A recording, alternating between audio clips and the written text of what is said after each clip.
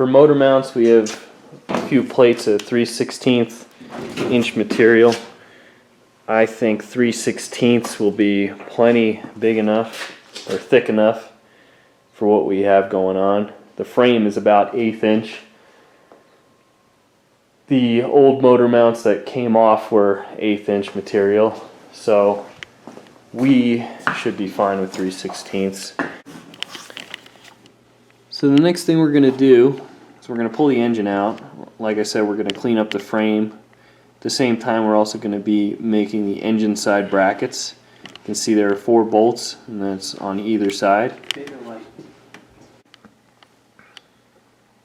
Alright, on both sides of the engine are 4 bolt holes for the motor mounts. So what we're going to do, we're going to take some cardboard, make some templates. We're going to make a plate, a flat plate with 4 holes in it. We're going to bolt that onto the engine, then build the mount off of that. In between this mount and the frame mount is going to be a 1-inch rubber isolator, and I'll show those to you when they come in. But it's an off the shelf part.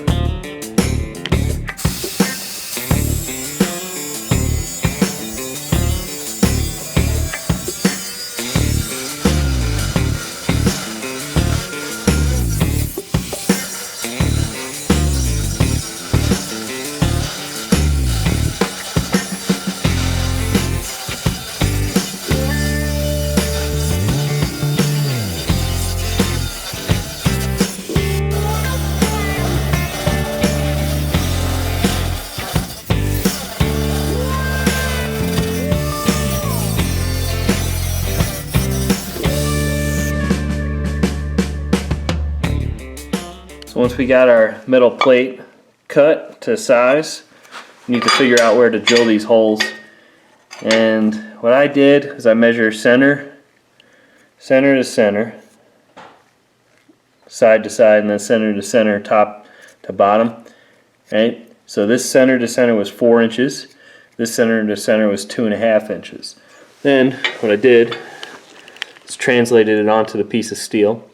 So we cut this piece of steel 5.5 inches wide. So you find the center point of 5.5 inches, which is 2 3/4, and then 4-inch spacing side to side. So from here, we did 2 inches this way, 2 inches this way. And basically, same thing with the top to bottom holes. So 2.5 inches from top to bottom, center to center. Right, so half of 2.5 is 1 1/4. So you find your center point, you measure 1 1/4 this way, 1 1/4 this way. Then once everything is marked, put your holes, drill your pilot holes, and yeah, then we'll bolt it up.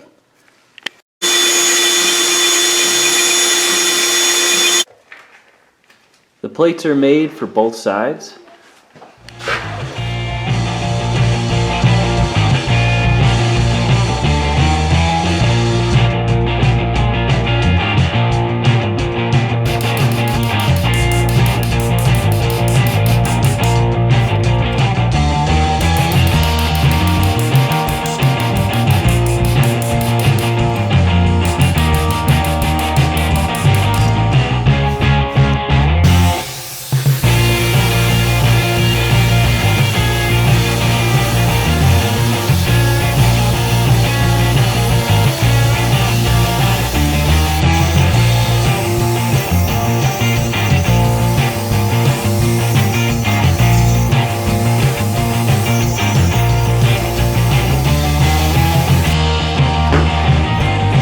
So we got all these mounts cut down as far as we can.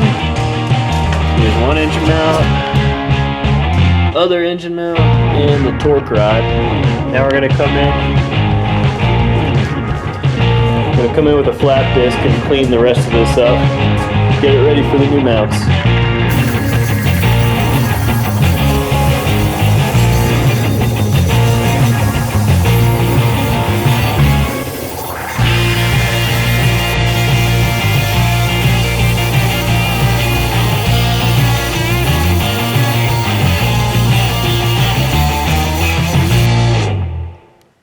The old mounts are gone, ground out of the way, including the torque rod.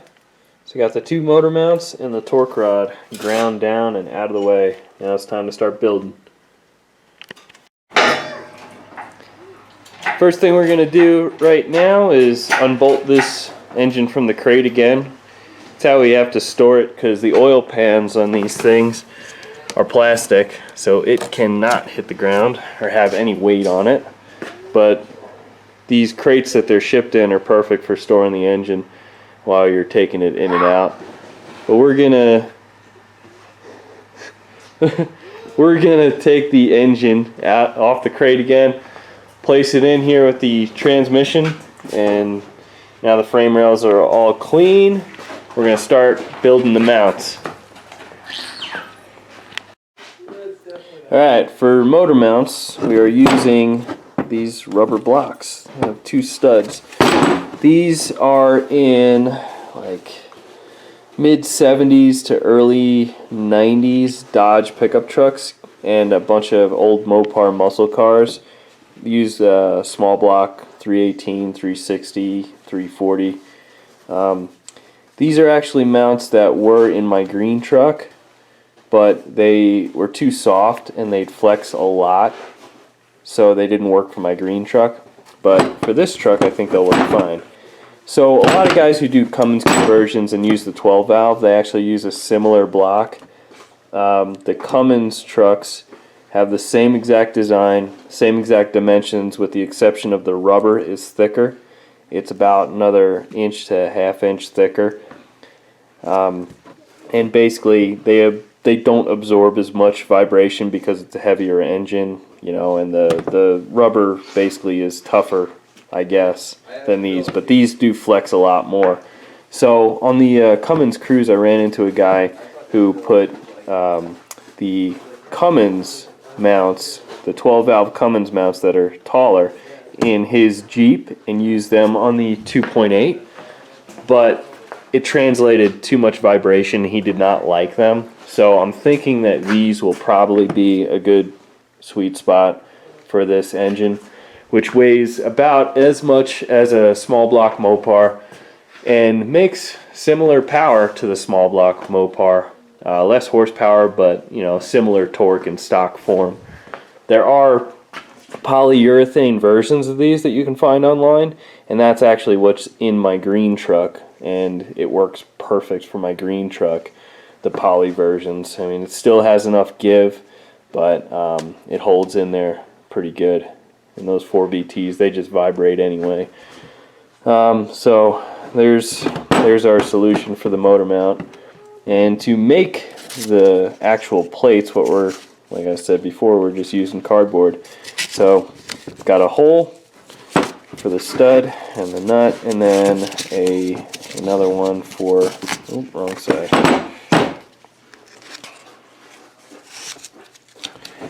Another one for this alignment pin. And for anybody wondering, the part number on these are 2469.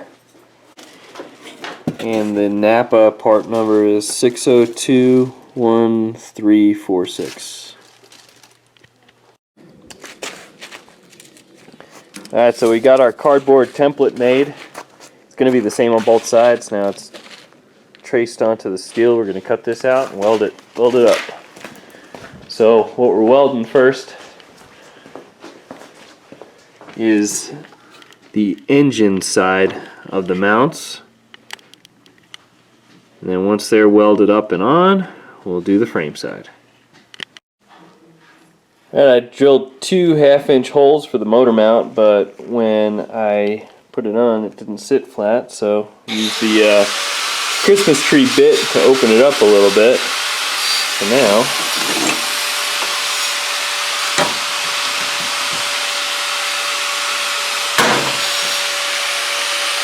sits nice and flush.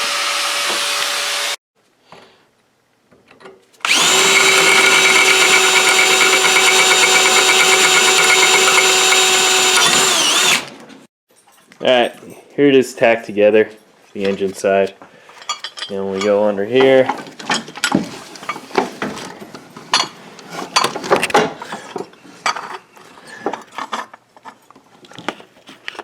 It's gonna sit something like that.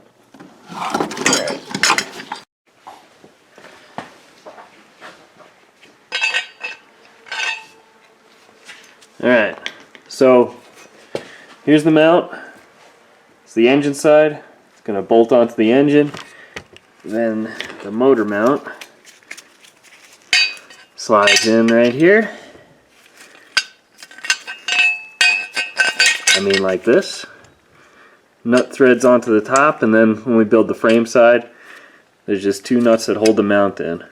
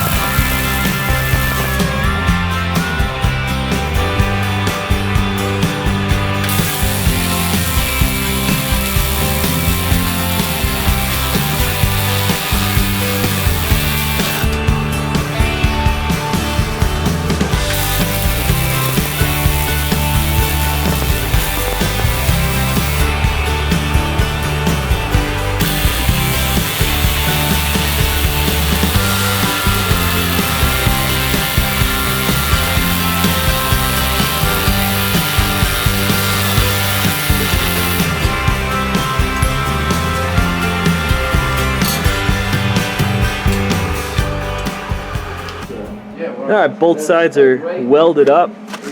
Came out alright. Did the best I could with this welder. And once it's wire brushed and all the slags come off of it, it'll be alright.